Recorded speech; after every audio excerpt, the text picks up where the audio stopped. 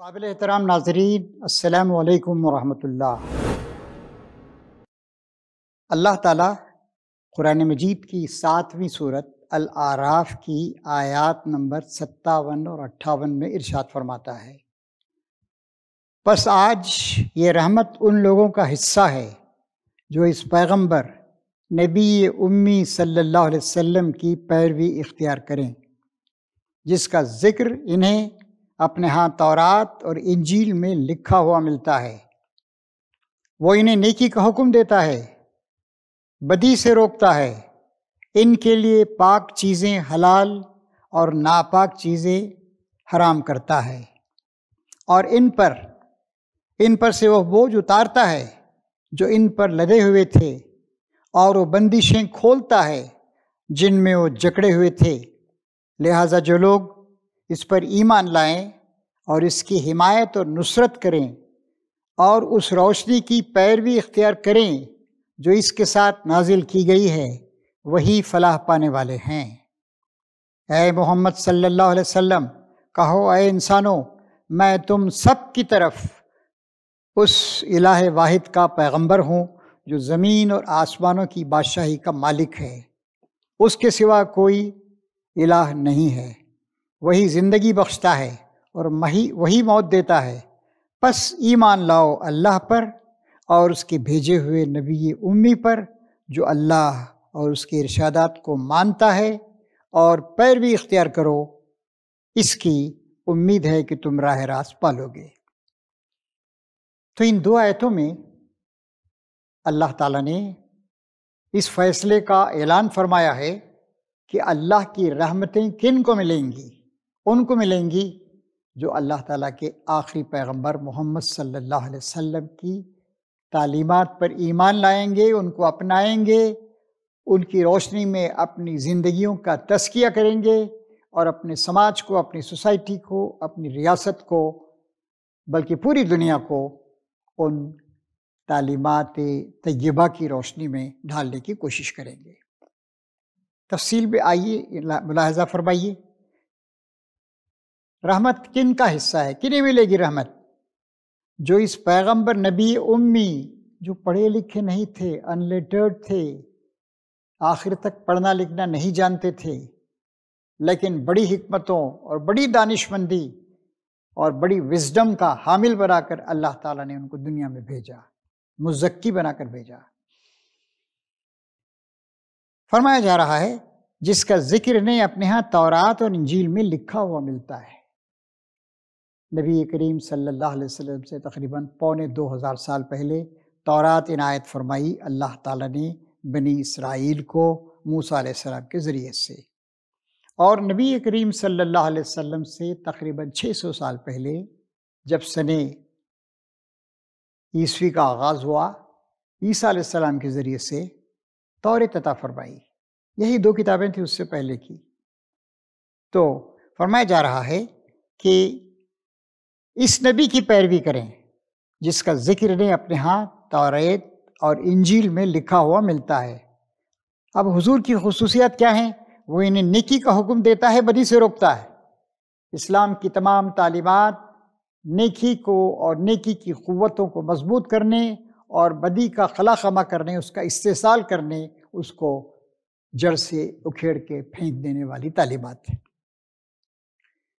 ان کے لیے پاک چیزیں حلال کرتا ہے اور ناپاک چیزیں حرام کرتا ہے۔ جن چیزوں کو لوگوں نے خواہ اپنی منہ شگافیوں کی وجہ سے حرام کر لیا تھا، حضور نے ان ساری کی ساری پابندیوں کو ختم کر دیا، اور جو خراب چیزیں لوگوں نے حلال کر لی تھی ان کو بھی آپ نے ختم کیا۔ بتا دیا آپ نے کہ دیکھو، حلال اور حرام کی نسبت میری طرف نہ کرنا، مجھے حلال و حرام کا حکم دینے کا اختیار نہیں ہے، میں نے انہی چیزوں کو حلال قرار دیا ہے جن کو اللہ نے حلال کیا ہے، اور انہی چیزوں کو حرام کیا ہے جن کو اللہ نے حرام کیا ہے۔ تو تمام پاکیزہ چیزیں اسلام میں حلال ہیں، اور ہر ناپاک چیز اسلام میں حرام، اور یہ تحفہ ہم کو سیدنا محمد صلی اللہ علیہ وسلم کے ذریعے سے ملا ہے، اور ان پر سے وہ بوجھ اتارتا ہے جو ان پر لدے ہوئے تھے، اور وہ بندشیں کھولتا ہے جن میں جکڑے ہوئے تھے۔ غیر ضروری بوجھ لاد لیے تھے لوگوں نے. کسی نے رہبانیت، تجرد، ایسیٹیسزم اس کو اختیار کر لیا. شادی بیاہ نہیں کرتے تھے، آرام نہیں کرتے تھے، اچھا کھانا نہیں کھاتے تھے، اچھے کپڑے نہیں پہنتے تھے، غاروں میں جا کر رہتے تھے. نہیں، غیر ضروری پابندیاں تھیں. غیر ضروری پابندیاں عائد کرنے کا، دین کو مشکل بنانے کا کسی کو اختیار نہیں ہے. اسی لیے فرما رہا ہے اللہ تعالیٰ یہاں پر کہ حضرت محمد صلی اللہ علیہ وسلم کی خصوصیت یہ ہے کہ وہ بوجھ جن لوگوں نے خواہ لاد لیے تھے ان کو اتارتا ہے، اور وہ بندشیں جن میں خواہ لوگوں نے اپنے آپ کو جکڑ لیا تھا، ان کے فقہا نے، ان کے ائمہ نے، اور منہ شگافیوں، ہیئر سپلٹنگ کی وجہ سے ان سب بوجھوں کو اتار دیا اور ان سب بندشوں کو کھول دیا نبی کریم صلی اللہ علیہ وسلم نے. لہٰذا جو لوگ اس پر ایمان لائیں اور اس کی حمایت اور نصرت کریں اور اس روشنی کی پیروی اختیار کریں جو اس کے ساتھ نازل کی گئی ہے، وہی فلاح پانے والے ہیں. اب قیامت تک ہدایت کا انحصار اس پر ہے کہ اس نبی کی تعلیمات کو ہم مانیں.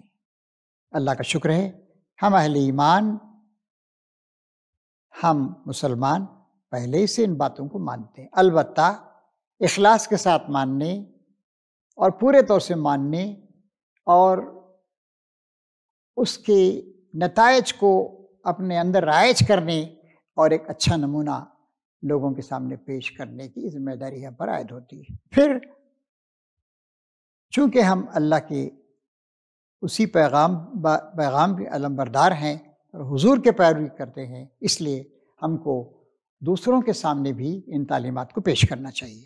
اور پھر اعلان ہو رہا ہے، اے محمد کہو، اے انسانوں، میں تم سب کی طرف اس الہ واحد کا پیغمبر ہوں جو زمین اور آسمانوں کی بادشاہی کا مالک ہے. اس کے سوا کوئی الہ نہیں ہے.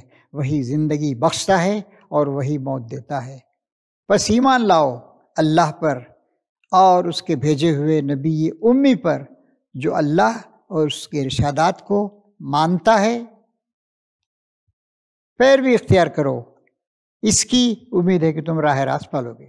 تو راہ راست پانے کا ایک واحد طریقہ یہ ہے کہ محمد صلی اللہ علیہ وسلم پر جس روشنی کو نازل کیا گیا ہے قرآن مجید کی صورت میں، اس سے ہم پورا فائدہ اٹھائیں، اس کی پورے طور سے پیروی کریں اور بال برابر بھی اس سے ہٹے نہیں.